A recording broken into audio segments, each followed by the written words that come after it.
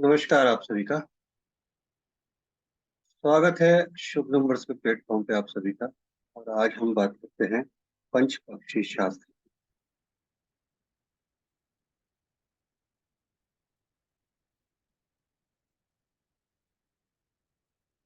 आज अमावस्या है।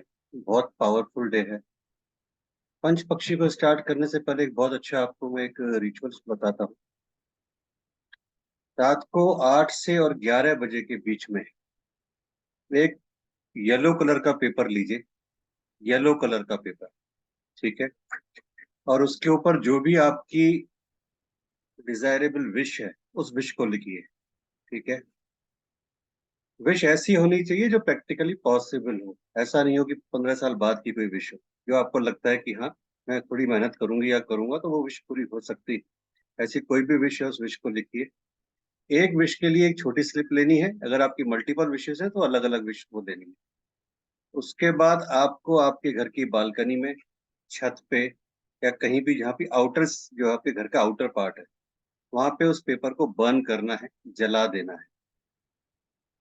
आप चाहें तो उस बाद में उस ऐश को, कंप्लीट पेपर जलना चाहिए, कुछ भी बचना नहीं चाहिए, ध्यान रखिएगा, ठीक है। आप चाहें तो उस पेपर को डस्टबिन में डाल सकते हैं और चाहे तो वहीं पे छोड़ सकते हैं, जिससे कि वो ऑटोमेटिकली उड़ जाएगा कहीं भी। बहुत पावरफुल रेमेडी है। जो भी आप करना चाहते हैं, अपनी जो भी विश है उसको करिए, उसको लिखिए।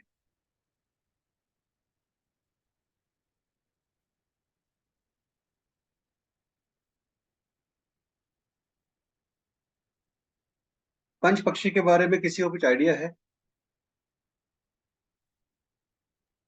थोड़ा पूर्णिमा। थोड़ा सा जो आपने बताया था इंट्रोडक्टरी वीडियो में। अच्छा, वो सॉर्ट ऑफ। वेबिनार में, हाँ जी वेबिनार सर। में जो था बस। Yes sir. ठीक। Every person is one of the five पक्षीज। जी जी जी। पूर्णिमा जी, आपको कुछ आइडिया? जी नहीं, मैंने भी आपका सेमिनार में ही सुना था 5 पक्षियों के नाम, बाकी मुझे कुछ नहीं पता। ओके। रेखा जी, आपको? नहीं सर, सिर्फ वेबिनार में ही सुना था हमने भी। चलिए ठीक। पंच पक्षी, जब से संसार में सभ्यता का विकास हुआ तब से ही हर व्यक्ति के मन में है ना, अपने फ्यूचर को जानने की एक बहुत जिज्ञासा रहती है कि मेरा फ्यूचर क्या होगा, आगे क्या होने वाला है। उसके लिए बहुत सारी फ्यूचर मॉडलिटीज का जन्म हुआ। कोई ग्रह नक्षत्र को मानकर भविष्य बताता है, कोई हाथ की रेखाओं को पॉमिस्ट्री की तरह बताता है, किसी ने न्यूमरोलॉजी का सहारा लिया, किसी ने फेस रीडिंग का सहारा लिया। बहुत सारी टेक्निक्स आई, कॉफी रीडिंग, टी रीडिंग्स, ये रीडिंग वो रीडिंग। आज की तारीख में अगर बात करें तो world wide more than 500 modalities हैं जो आपके फ्यूचर को बताती है। मोर देन 500 प्लस मॉडलिटीज हैं जो आपके फ्यूचर को बताती है, वर्ल्ड वाइड।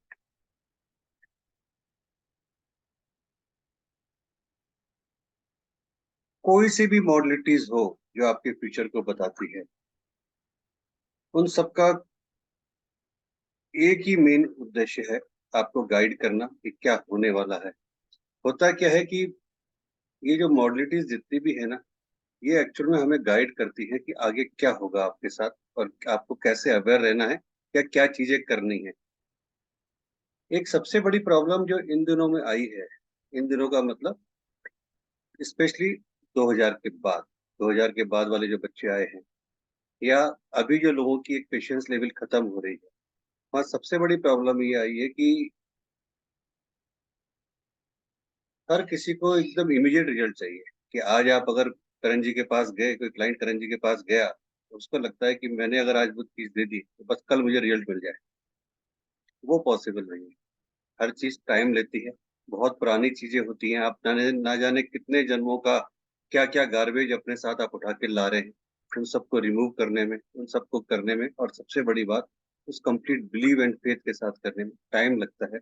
चीजें रिजल्ट जरूर देती हैं, थोड़ा टाइम देती है, लेकिन आपको पेशेंस रखना पड़ता है।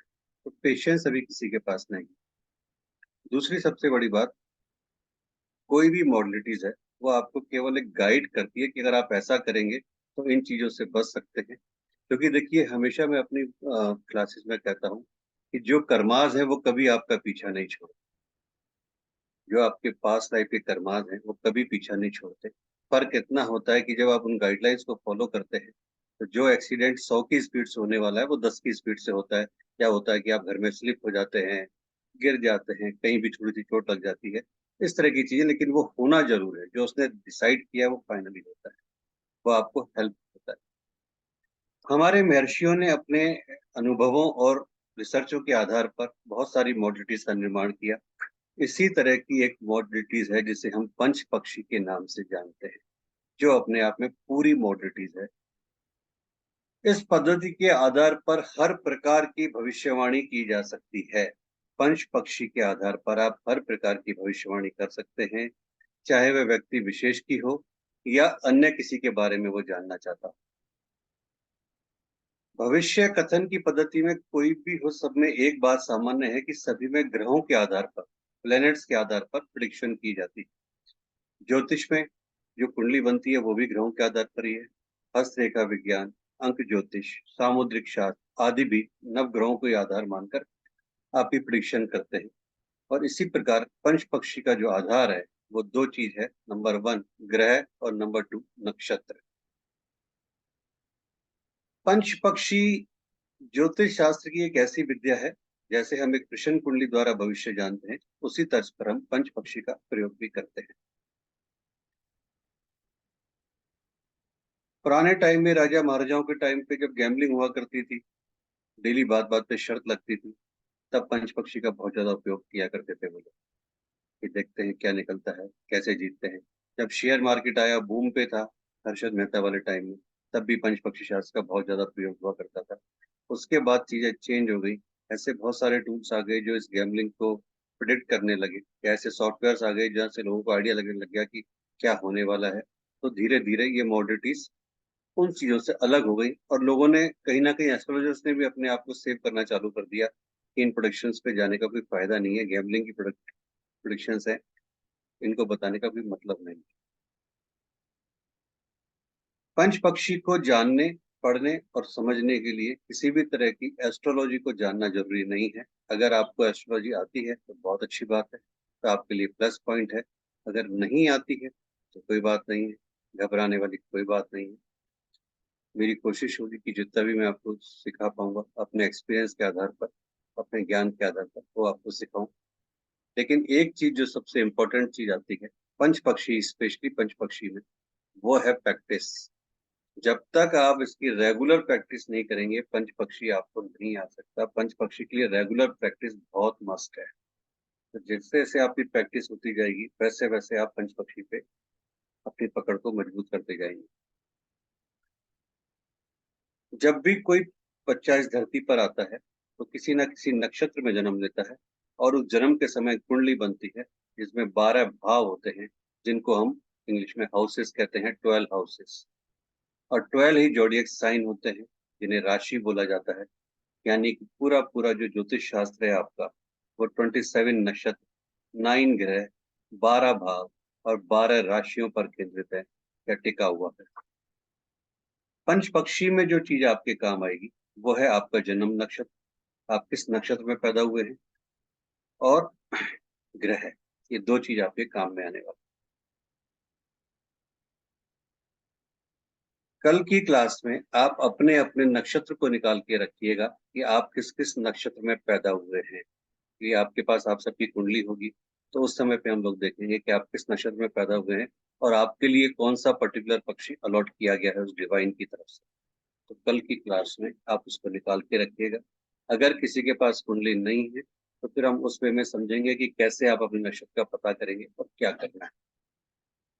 तो नक्षत्र और पक्ष, ये दो चीज होती है कि किस पक्ष में आप पैदा हुए और किस नक्षत्र में आप पैदा हुए।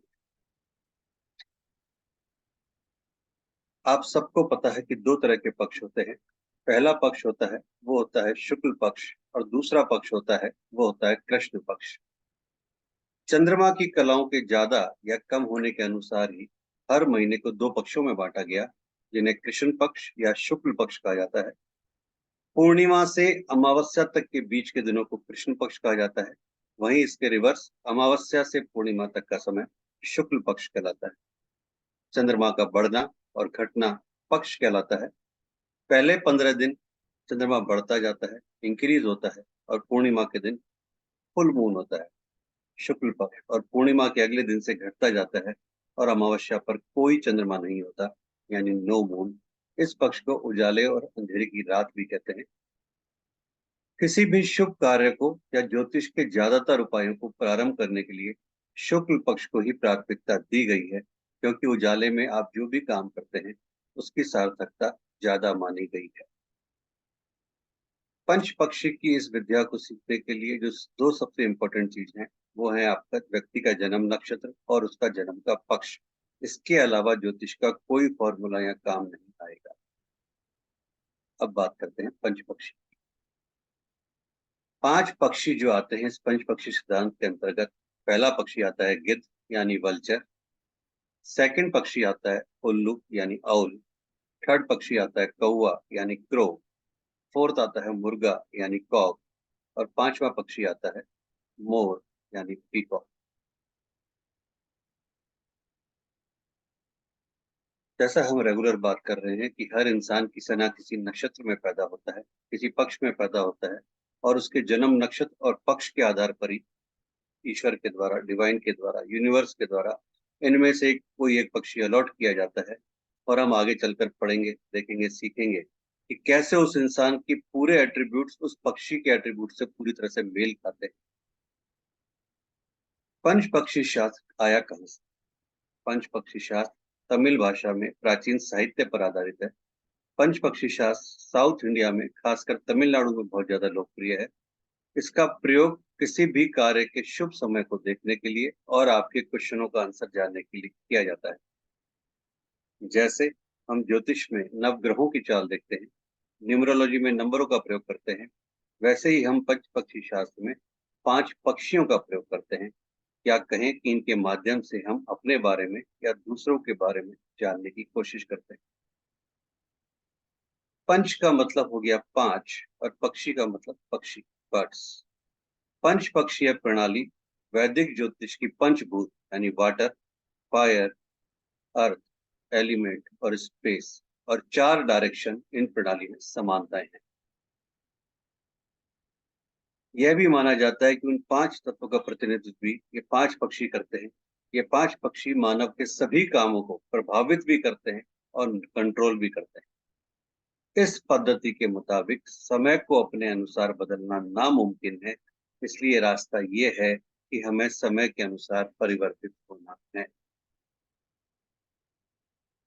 समय की शुभता पंच पक्षी के अनुसार जानने के बाद आप अपने डेली रूटीन, वीकली, मंथली को टाइम टेबल बना सकते हैं कि कौन सा काम मैं जब करूंगी या करूंगा तो मेरी सक्सेस के चांसेस पूरे होंगे।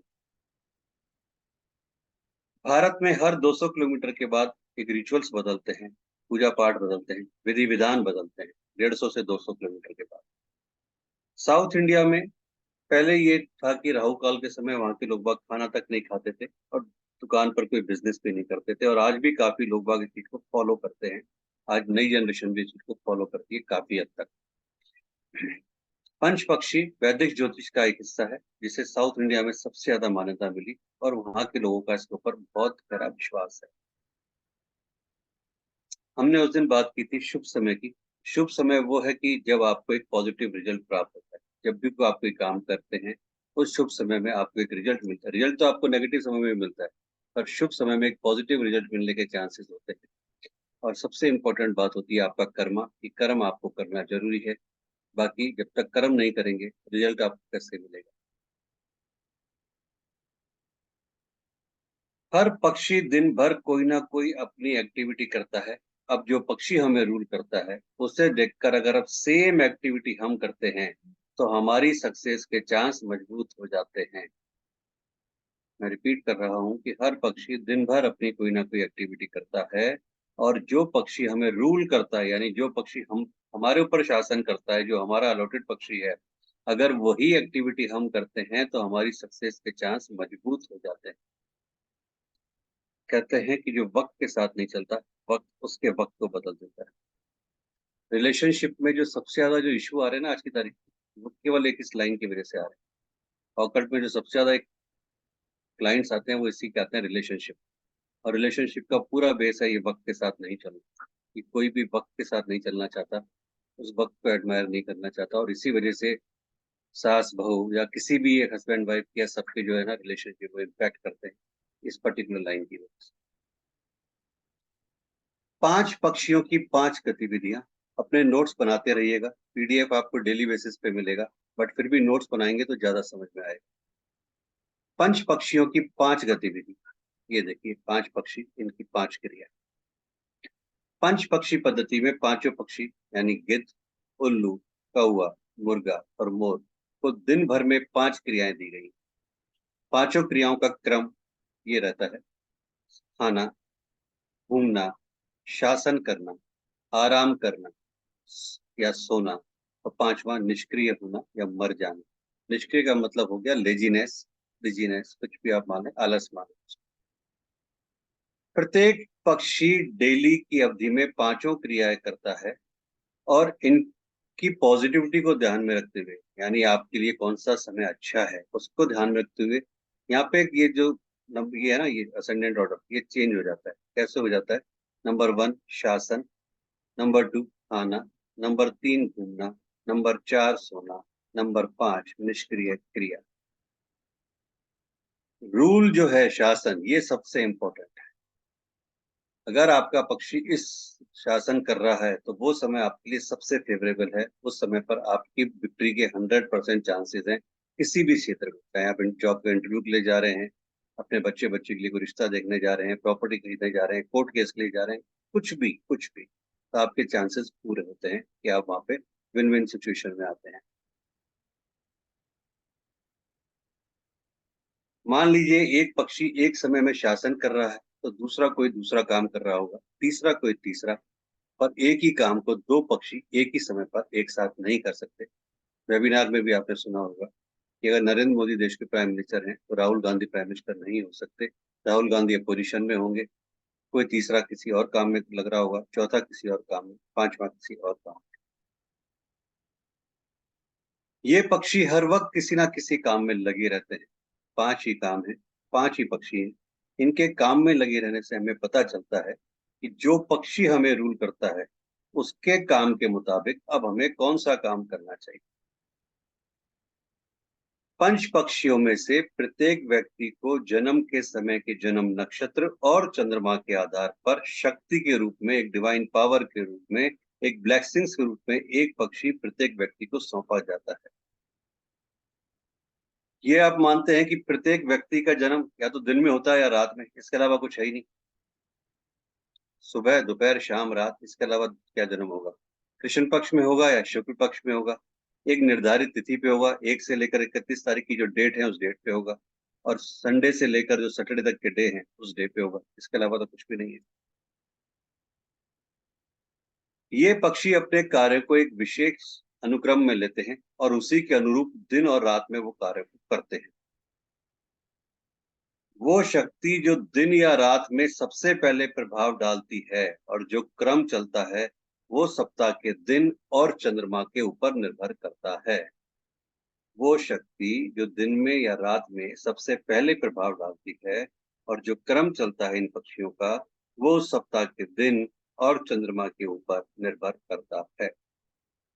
एक निश्चित समय पर आपके पक्षी की गतिविधि और उप पक्षी की गतिविधि ये बताती है कि आपका कार्य सफल होगा या सफल नहीं होगा। पंच पक्षी के आधारभूत सिद्धांत के अनुसार जब सभी प्रभावकारी तत्व अपनी हाईएस्ट पोजीशन में, अपनी पीक पोजीशन में होते हैं, उस समय अगर हम अपने विजन की ओर, अपने गोल की ओर बढ़ते हैं तो हमारी सक्सेस के चांस बहुत 100% से भी ज्यादा होते हैं और हमें सक्सेस भी बहुत इजी वे में मिल जाती है। फिर समझिएगा कि पंच पक्षी के सिद्धांत के अनुसार जब हम सभी प्रभावकारी तत्व यानी जितने भी पक्षी हैं अपने पीक पोजीशन में होते हैं, उस समय हम अपने लक्ष्य की ओर, अपने विजन की ओर बहुत इजीली वे में आगे बढ़ पाते हैं और उस गोल को इजीली अचीव कर पाते हैं। इसी तरह जब शुभ पक्षी का समय चल रहा हो तो सरल प्रयास भी क्या सफलता दिला देते हैं। कहते हैं ना कि अगर सपोज आज करण जी का रूलिंग पक्षी पीकॉक है और पीकॉक का वो शुभ समय चल रहा है, और करण जी ने उस समय थोड़े से एफर्ट डाली है अपने उल्लू 10। है सर। जी, उल्लू है सर। कोई बात नहीं। एक जस्ट एग्जांपल दिया, चलिए उल्लू अगर करण जी का है और अगर वो चल रहा है, तो अगर उन्होंने थोड़े से प्रयास भी किए तो इन्हें सफलता मिल जाएगी।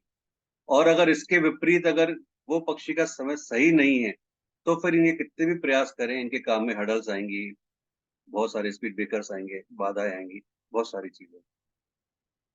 जब भी आप किसी महत्वपूर्ण कार्य के लिए जा रहे हैं, या अगर आपके कार्यालय या घर के या किसी भी काम के लिए जा रहे हैं, उस समय अगर आपका पक्षी रूलिंग कंडीशन में है, तो आपके काम की सफलता के चांस 100% होते हैं, 100% होते हैं। इसी प्रकार बाकी के क्रम में सफलता क्रमानुसार तय होती है। यहाँ एक एग्जाम्पल हमने लिया है, इसको बहुत तरीके से समझिएगा, बहुत अच्छी चीज है ये। कि आज आपके किसी क्लाइंट की कोई कोर्ट की डेट है, ठीक है, और उसको ये डर है कि हो सकता है मेरे अगेंस्ट कोई डिसीजन आ जाए, या कुछ ऐसा हो जाए कि सामने वाला मुझे डिफेम कर दे, क्या करें। तो अगर आपके पास आपके क्लाइंट की डेट ऑफ बर्थ है, प्लस आपके पास जो क्लाइंट की अपोजिशन वाली पार्टी है ना, उसकी भी डेट ऑफ बर्थ है, तो आप ये देख सकते हैं कि आपका क्लाइंट का जो रूलिंग पक्षी है कौन है, और अभी किस कंडीशन में है। सामने वाले अपोजिशन पार्टी का रूलिंग पक्षी कौन है, वो किस पोजीशन में है। तो जब आपके क्लाइंट का रूलिंग पक्षी पावर वाली पोजीशन में हो, और उसके क्लाइंट का पक्षी अगर वीक कंडीशन में है, उस समय पे अगर आप उस काम को करते हैं, तो चीजें आपके अनुसार काम करती हैं, आपके फेवर में काम करती हैं। आप अपने समय का उपयोग कैसे करेंगे, ये पंच पक्षी बताते हैं। इसके लिए हमें किसी भी एस्ट्रोलॉजिकल नॉलेज की जरूरत नहीं है, ज्योतिषीय ज्ञान की जरूरत नहीं। अब जैसे हमने बात की थी मुहूर्त शास्त्र की, तो वहां नक्षत्र, वार, योग और करण के सहयोग से मुहूर्त निकाला जाता है। वहां थोड़ा पढ़ना पड़ता है, यहाँ ऐसा कुछ विशेष पढ़ने वाली बातचीत नहीं।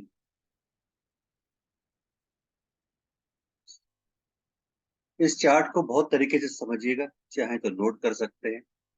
विजेता पक्षी, अगर आपका जो पक्षी है वो शासन वाली कंडीशन में है, 100% बेस्ट रिजल्ट आएगा, 100% बेस्ट रिजल्ट आएगा। वहीं दूसरा वाला जो पक्षी हुआ, मतलब अपोजिशन पार्टी वाला, वो खारा होगा, घूम रहा होगा, सो रहा होगा, या मरने की कंडीशन में। अगर आपका पक्षी रूलिंग कंडीशन में है, तो आपकी 100% सक्सेस के चांसेस हैं। वहीं पराजित पक्षी खाना खा रहा होगा, घूम रहा होगा, सो रहा होगा, या मर रहा होगा, निष्क्रिय अवस्था में हो। सेकंड आपकी सक्सेस के चांस क्या होते हैं? अगर आपका पक्षी खाना खा रहा है, तो आपके लिए 75% फेवरेबल है, यानी सेकंड बेस्ट। फर्स्ट हो गया रूलिंग, सेकंड हो गया खाना खाना, सेकंड बेस्ट। अब जब अगर ये सेकंड बेस्ट वाली कंडीशन आपकी आती है, तो अदर साइड में वो घूम रहा होगा, सो रहा होगा, या मरने वाली कंडीशन में। सेम इसी तरीके से अगर आपका रूलिंग पक्षी घूमने वाली कंडीशन में है, तो 50% यानी कि एवरेज आपकी सफलता के चांसेस हैं। न्यूट्रल मान के चलते हैं कि यस और नो, हो भी सकता है, नहीं भी हो सकता। तो दूसरी तरफ पक्षी सो रहा होगा या मर रहा होगा। चौथा मानते हैं कि अगर आपका पक्षी सोने वाली कंडीशन में है, यानी लो, तो ये लोअर माना जाएगा, 25% चांस है आपकी सक्सेस के, और सामने वाला मरने वाली कंडीशन में होगा। और अगर आपका रूलिंग पक्षी मरने वाली यानी निष्क्रिय अवस्था में है, तो फिर आपके सक्सेस के चांसेस 0% रह जाते हैं, वर्स्ट रह जाते हैं। इस टाइम को टालना चाहिए।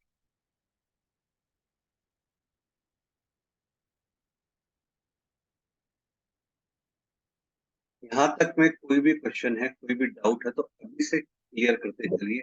जैसे क्लियर शासन हो जाएगा में तो है, देखो। अगर हमारा पक्षी शासन में है तो हमारा 100% बेस्ट है, तो ऑटोमेटिकली जो डिफरेंट पार्टी है, अपोजिंग पार्टी, वो इन चार हिस्सों में होगा तभी। वो इन चार हिस्सों में होगा। अगर आपका, जैसे आपने उल्लू बताया, अगर आपका शासन वाली कंडीशन में है, तो सामने वाले का या तो खा रहा होगा, या घूम रहा होगा, या सो रहा होगा, या निष्क्रिय अवस्था में होगा। और हो ही नहीं सकता इसके अलावा, ये चार कंडीशन होगी। तो ऑटोमेटिकली वो अलग पोजिशन में होगा।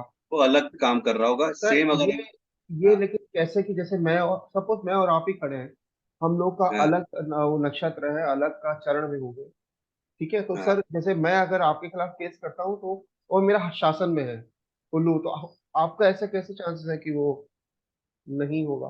देखिए, अगर सपोज उस व्यक्ति का भी नक्षत्र अगर आप वाला युवा सेम सपोज, हाँ। है ना, ऐसा ही मान लेते हैं कि ये भी हो चलिए, सकता है कि एक ट्विन दूसरे ट्विन पे करना। है ना, सेम अगर आपका और मेरा ये हो सकता है कि अगर मैं आप अपन दोनों पोजिशन में हैं और आपका भी डेट ऑफ बर्थ के अकॉर्डिंगली आपका उल्लू निकला और सपोज हो सकता है मेरा भी उल्लू निकल जाए। सपोज। ठीक है, ये भी हो सकता है। तो इसका मतलब है कि दोनों शासन कंडीशन में है, यानी मेरा भी हाँ। शासन में है क्योंकि मेरा भी उल्लू और आपका भी उल्लू है। तो हम क्या करें, इस कंडीशन में क्या करना है वो हम आगे बात करेंगे, जब अच्छा, ऐसी कंडीशन आएगी तो उसमें क्या करेंगे, नहीं, जैसे क्योंकि ट्विंस ऐसे हो गए, ट्विंस हो ऐसे गए। केसेस भी आएंगे, ऐसे केसेस भी आएंगे कि जहां पर दोनों का सेम होगा, उस कंडीशन में क्या करें। ठीक है, यहाँ तक क्लियर है, कोई दिक्कत नहीं है, चलें आगे। चलिए,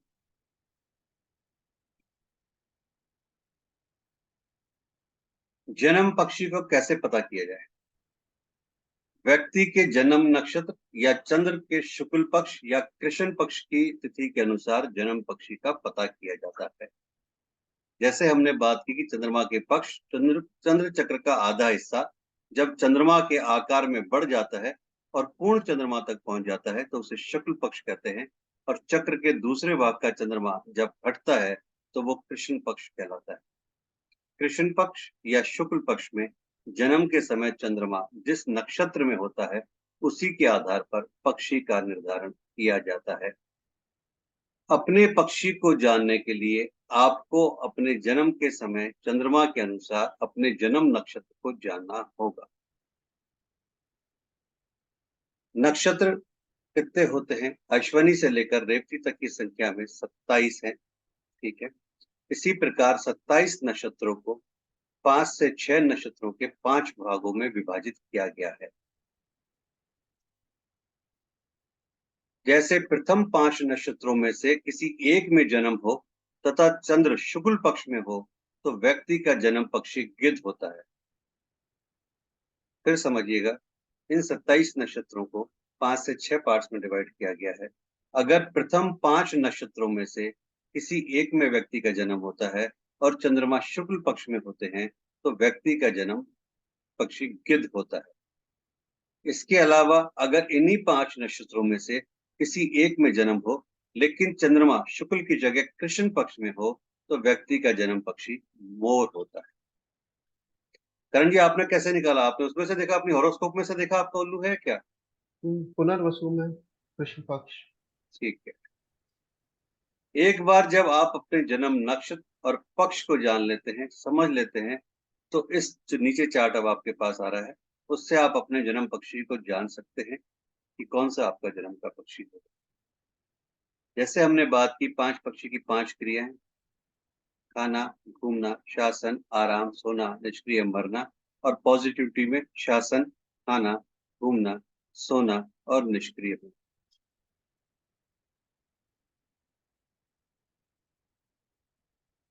पक्षी के समय का निर्धारण, यह पद्धति चूंकि 5 पक्षियों पर आधारित है इसलिए पूरे दिन के 12 घंटों को 5 बराबर भागों में बांटा जाता है।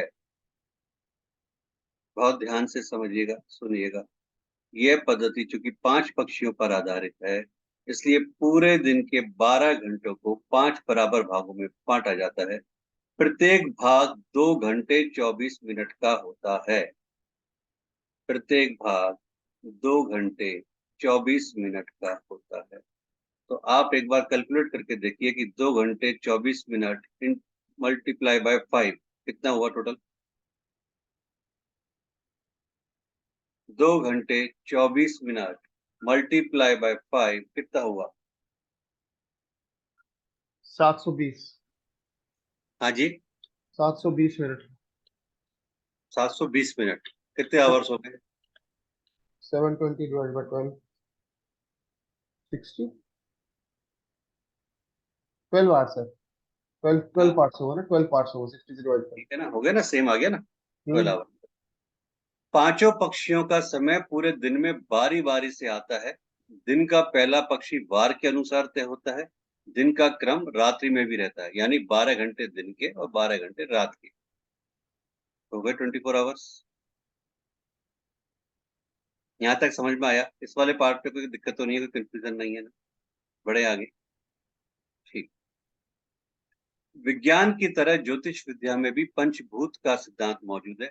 मनुष्य शरीर इन्हीं पंचभूतों से मिलकर बना है और मृत्यु के बाद इसे वापस इन्हीं पंचभूतों में मिल जाना है। पंचभूत के विषय में अधिकांश लोग अच्छी तरह से जानते हैं। पंच पक्षी सिद्धांत बहुत कम लोग जानते हैं क्योंकि ये ज्यादातर साउथ इंडिया में चला। नक्षत्र के बारे में हमने बातचीत की कि ये नक्षत्र का पूरा खेल है, पंच पक्षी नक्षत्र के हिसाब से चलेगा पूरा।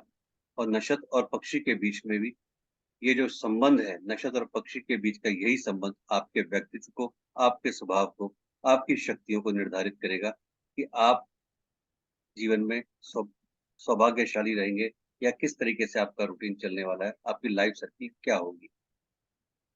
5 देवीय पक्षी, इन्हें हम लोग देवीय पक्षी के नाम से जानते हैं, डिवाइन बर्ड्स के नाम से जानते हैं।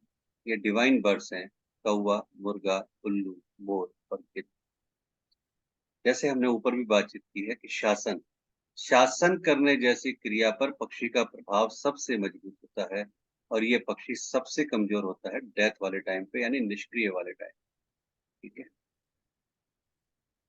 समझिएगा। पंच पक्षी और तत्व। गिद्ध शुक्ल पक्ष में ये अग्नि तत्व होता है और कृष्ण पक्ष में ये पृथ्वी तत्व होता नहीं, इसमें कौवा ही है। है। गिद्ध शुक्ल पक्ष में ये अग्नि तत्व होता है, कृष्ण पक्ष में ये पृथ्वी तत्व होता है। उल्लू शुक्ल पक्ष में वायु तत्व होता है, कृष्ण पक्ष में जल तत्व होता है। कौवा शुक्ल पक्ष में पृथ्वी तत्व होता है, कृष्ण पक्ष में अग्नि तत्व होता है। मुर्गा शुक्ल पक्ष में जल तत्व होता है, कृष्ण पक्ष में वायु तत्व होता है। और मोर शुक्ल पक्ष में आकाश तत्व होता है और कृष्ण पक्ष में भी आकाश तत्व ही रहता है।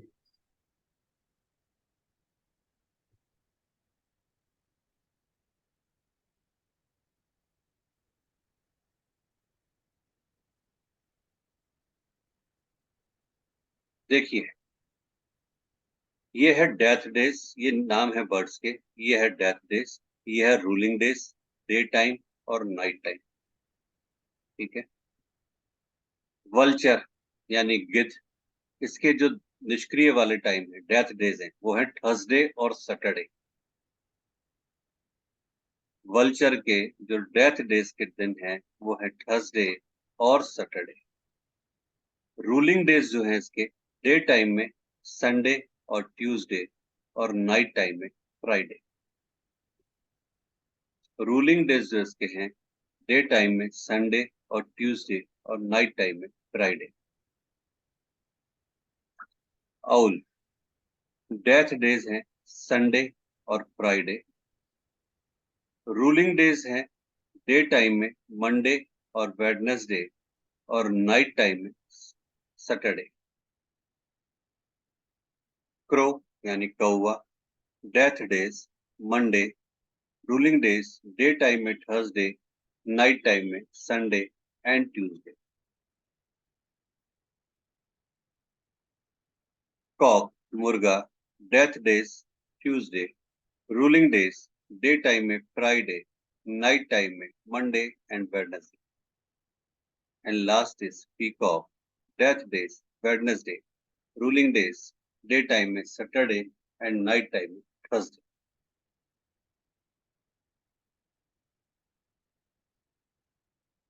ये बात हमने जो की, ये बात हमने की कि जब आपके पक्षी शुक्ल पक्ष में होते हैं, ये शुक्ल पक्ष का पूरा टाइमिंग है, ये ध्यान। ठीक है। अब हम बात कर रहे हैं नीचे कृष्ण पक्ष की। फर्स्ट बात हमने की थी कि शुक्ल पक्ष में जब आपके पक्षी होंगे तो ये इनके डेथ डेज होंगे, ये इनके डे टाइम के रूलिंग डेज होंगे और ये नाइट टाइम का होगा। अब हम बात कर रहे हैं ड्यूरिंग कृष्ण पक्ष। कृष्ण पक्ष में आपके जो बर्ड्स हैं उनका देखिए। Vulture death days Tuesday, ruling day Friday day time में और नाइट टाइम में Sunday and Tuesday. Owl death days Monday, ruling days day time में थर्सडे, नाइट टाइम में Wednesday. Crow, death days Sunday, ruling days day time में Wednesday, night time में Thursday. Cock, death days Thursday और Saturday, ruling days day time में Sunday और Tuesday, night time में Monday and Saturday. And last one is peacock, death days Wednesday and Friday, ruling days day time में Monday and Saturday and night में Friday. तो ये शुक्ल पक्ष के इनके सिस्टम है पूरा, और ये पूरा इनका कृष्ण पक्ष का सिस्टम।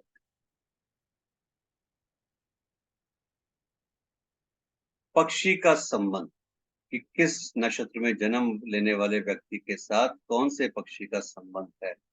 एक बार जब आप अपने जन्म के नक्षत्र को और पक्ष को जान लेंगे तो नीचे जो चार्ट आ रहा है उससे आप अपने नक्षत्र के पक्षी को पा सकते हैं।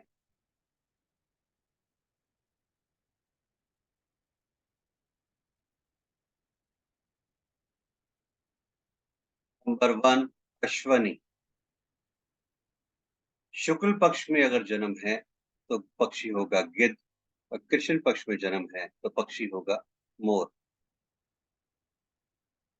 अश्वनी नक्षत्र में अगर शुक्ल पक्ष में किसी का जन्म है तो उनका जो पक्षी होगा वो होगा वल्चर। कृष्ण पक्ष में जन्म है तो पक्षी होगा पीकॉक। भरणी नक्षत्र में जन्म है और शुक्ल पक्ष में है तो गिद्ध, वल्चर और फिर पीकॉक। कृतिका में अगर जन्म है तो शुक्ल पक्ष में अगर जन्म है तो गिद्ध, और कृष्ण पक्ष में है तो मोर। रोहिणी में अगर जन्म है और शुक्ल पक्ष में है तो सेम गिद्ध, कृष्ण पक्ष में है तो सेम मोर। मृगशिरा नक्षत्र में जन्म है और शुक्ल पक्ष में जन्म है तो गिद्ध, कृष्ण पक्ष में है तो मोर। अगर आद्रा में जन्म है तो शुक्ल, और आद्रा में शुक्ल पक्ष में जन्म है तो जो पक्षी होगा वो होगा उल्लू, और जो कृष्ण पक्ष में होगा वो होगा मुर्गा। पुनर्वसु में अगर आपका जन्म है, शुक्ल पक्ष में है तो उल्लू, अगर कृष्ण पक्ष में है तो मुर्गा। पुष्य नक्षत्र में अगर जन्म है, शुक्ल पक्ष में जन्म है तो उल्लू, कृष्ण पक्ष में है तो मुर्गा। आश्लेषा में अगर आपका जन्म है तो शुक्ल पक्ष में है तो उल्लू, कृष्ण पक्ष में है तो मुर्गा। मखा में अगर आपका जन्म है तो कृष्ण शुक्ल पक्ष में है तो उल्लू, कृष्ण पक्ष में है तो मुर्गा। पूर्व फागुनी में अगर आपका जन्म है और शुक्ल पक्ष में है तो उल्लू, कृष्ण पक्ष में है तो मुर्गा।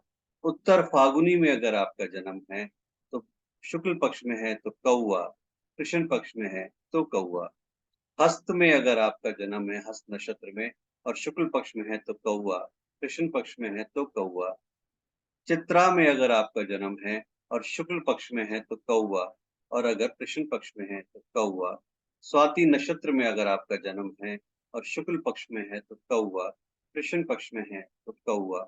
विशाखा नक्षत्र में अगर आपका जन्म है और शुक्ल पक्ष में है तो कौवा, और कृष्ण पक्ष में है तो कौवा।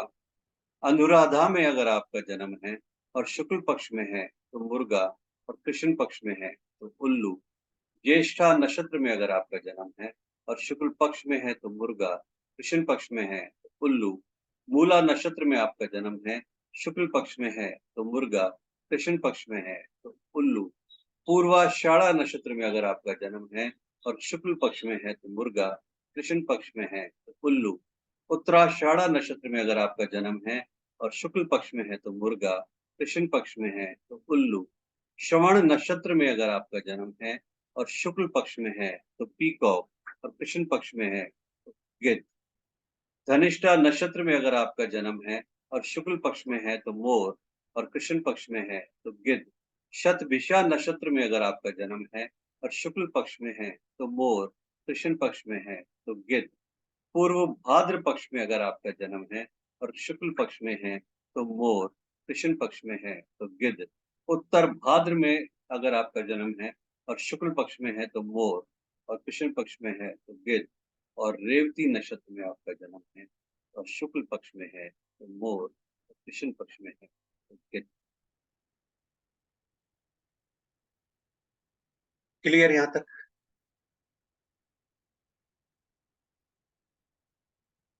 यहाँ तक क्लियर है पूरा, कहीं कोई दिक्कत नहीं? चले आगे।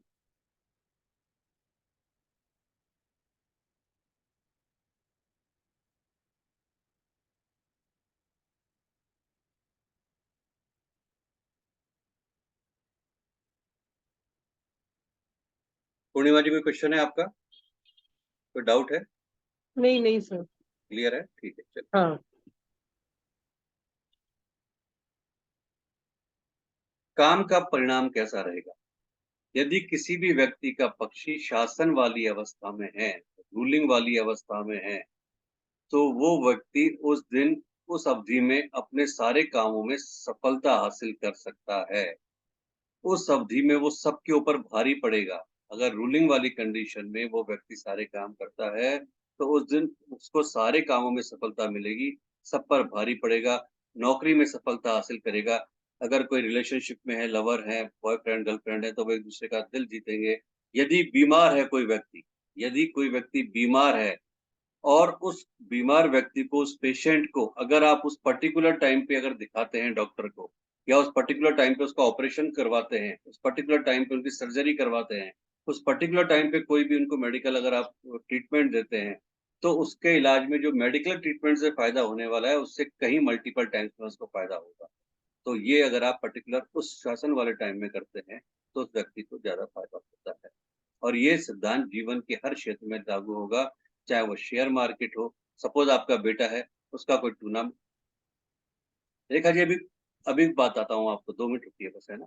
अगर कोई भी बच्चा है, आपका बेटा है और सपोज़ वो किसी टूर्नामेंट पे जा रहा है बाहर, और उस टूर्नामेंट में अगर उसका पक्षी शासन अवस्था में है और आपने बोला कि ठीक है, तो वो पक्की बात है कि उसको शील्ड मिलेगी, मेडल मिलेगा। यही अगर आप कोई ट्रैवल कर रहे हैं, क्या ट्रैवल में सक्सेस मिलेगी, नहीं मिलेगी? अगर आपने वीज़ा अप्लाई किया है कि वीज़ा मेरा, तो आपको उस टाइम पे वीज़ा अप्लाई करना है अपने फॉरेन सेटलमेंट के लिए या किसी भी काम के लिए, जब आपका पक्षी रूलिंग कंडीशन में हो, या विदेश योग में भी आपको जाना है, किसी भी काम में, अपनी लाइफ के किसी भी काम में, तब आपको अपने रूलिंग वाले टाइम पे करते हैं, तो वो सक्सेस आपको मिलती है। या अपने बच्चे भी, आप जब जो भी आपके फैमिली मेंबर्स हैं, क्लाइंट हैं, वो भी अगर इस टाइम पे करते हैं, तो आपको सक्सेस मिलने के चांसेस सबसे ज़्यादा होते हैं। स्पेशली ये जो पार्ट है ना, हेल्थ वाला पार्ट, हेल्थ वाले पार्ट पे हमने बहुत सारे लोगों को देखा है, हमारे बहुत सारे क्लाइंट्स का फीडबैक आया है कि बहुत अच्छा उन्हें सक्सेस मिला और बहुत अच्छा रिजल्ट मिला। मेडिसिन भी उनकी इमीडिएटली छूटती है, बहुत बड़ा फ़र्क पड़ता है, और उनकी ऑपरेशन या सर्जरी जो कुछ भी होती है।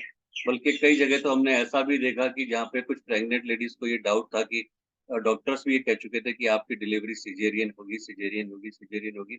लेकिन उसके बाद उन्होंने पंचपक्षी शास्त्र का सहारा लिया और अपने आप को उस समय पे एडमिट किया जब उनका पक्षी रूलिंग कंडीशन में था, और by the grace of God उनकी जो डिलीवरी हुई वो बहुत नॉर्मल वे में हुई, और उनको कहीं वो एहसास भी नहीं हुआ कि किस तरह से उनकी डिलीवरी हो गई।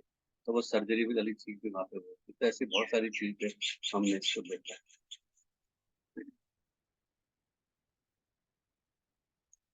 पूछिए रेखा जी, क्या पूछ रहे थे आप? सर हम ये पूछना चाह रहे थे कि जैसे हर पर्टिकुलर पक्षी के 2 ही दिन अलॉटेड है, और उनके अगर सपोज हमें किसी और से काम है, वो हमें वो दिन नहीं दे रहा है, फिर क्या करेंगे? दोबारा पूछिए। सर जैसे हर पक्षी के 2-2 दिन अलॉट है कि जो हाँ, अच्छे दिन है, हाँ। उसके अलावा और दिन में अगर कुछ करना पड़ जाए तब कैसे करेंगे? नहीं देखिए, ऐसा नहीं है कि और दिन में, बाकी तो और भी मैंने बताया ना, जैसे खाने में, अगर खाने के टाइम पे जाते हैं तो 75% आपके लिए पॉजिटिव आएगा, बाकी टाइम पे जाते हैं तो 50% आएगा, ऐसा नहीं है। लेकिन ये है कि उस पर्टिकुलर टाइम पे जाते हैं तो वो आपके लिए 100% बेनिफिशियल होता है, वो उसमें चीज़ थी। बाकी और चीज़ों में क्या करना है वो हम आगे आएँगे, तो उसमें सारी चीज़ें बताई जाएगी, किस-किस तरीके से आप उस टाइम को फ़ेवर कर सकते हो, कि बाय चांस कभी आपका टाइम फ़ेवर नहीं है तो कैसे आप फ़ेवर में लाओगे, वो हम आगे बात करेंगे। मतलब पर डे के हिसाब से भी हमें उनकी एक्टिविटीज का पता होगा कि वो अभी किस एक्टिविटी में है? पर डे के हिसाब से, पर टाइम के हिसाब से आपको उनकी एक-एक मिनट की एक्टिविटीज़ का पता होगा। 24 घंटे, यानी 24 घंटे 24 आवर्स, सुबह 6:10 से 8:15 तक क्या कर रहा है, 8:15 से लेकर 10 बजे तक क्या कर रहा है, 10 बजे से 12 बजे तक क्या कर रहा है, इस तरह से पूरे नेक्स्ट डे के सुबह 6 बजे तक क्या कर रहा है, आपको एक-एक मिनट का पता होगा। और सपोज कोई जैसे ट्रेवलिंग करनी है, 2 लोग साथ हैं, हम फैमिली के ही, सब दोनों का अलग अलग टाइम पड़ रहा है, दोनों का अलग-अलग, अलग अलग डे पड़ रहा है, या टाइम एक का सूट कर रहा है दूसरे का नहीं कर रहा? वो फिर डिसाइड उनको करना है, क्या करना है। ठीक है सर। ये तो पॉसिबल नहीं है, फिर ऐसे तो 5 जने यात्रा कर रहे हैं, उसका भी वो नहीं कर सकते अपन। ओके, ठीक है, थैंक लेकिन हाँ यू उसमें सर। ये देखा जाएगा कि मेन है, अगर सपोज आप जा रही हैं और आपके साथ आपके और 3 फैमिली मेंबर जा रहे हैं, तो इसका इंपॉर्टेंट वर्क है क्या है, वो आपको डिसाइड करना पड़ेगा उसके अकॉर्डिंग। ओके, थैंक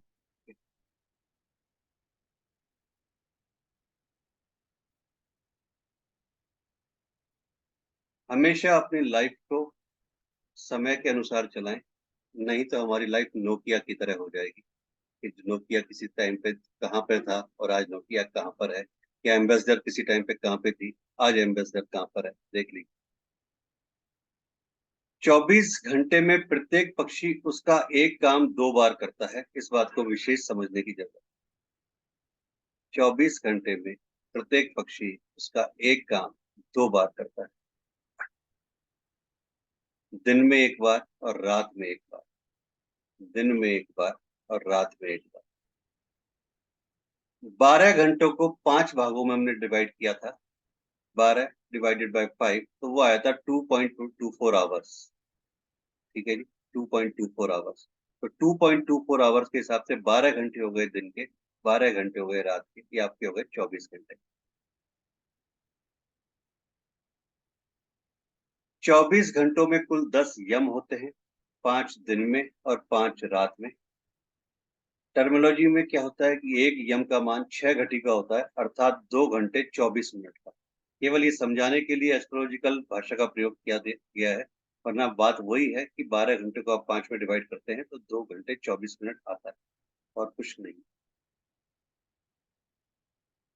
यहाँ तक क्लियर है, कोई डाउट तो नहीं है?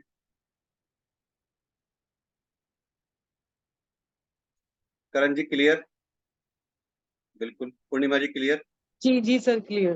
रेखा जी क्लियर? ठीक है, आज के सफर में इतना ही। कल की बात हम करेंगे। आपको 1 घंटे बाद इसकी पीडीएफ मिल जाएगी, एक बार स्टडी कीजिएगा, वापस रिपीट कीजिएगा। कुछ चीजें हैं जिसपे हम कल नई चीज को स्टार्ट करने से पहले एक बार वापस रिवीजन करेंगे, कुछ क्वेश्चनिंग करेंगे आपस में, और उसके बाद हम आगे बढ़ेंगे। क्योंकि ये बेसिक्स है, अगर ये बेसिक्स में कहीं दिक्कत हो गई तो चीजें आगे नहीं आ पाएंगी। जो क्वेश्चंस आएंगे वो आपको खुद ही आपके सॉल्व कर लेंगे आज वाली चीजों के हिसाब से। तो आज के सफर में इतना ही। Thank you very much join करने के लिए। आप सब आए, बहुत बहुत धन्यवाद। Thank you. You sir, thank you thank so much, thank नमस्ते। नमस्ते जी।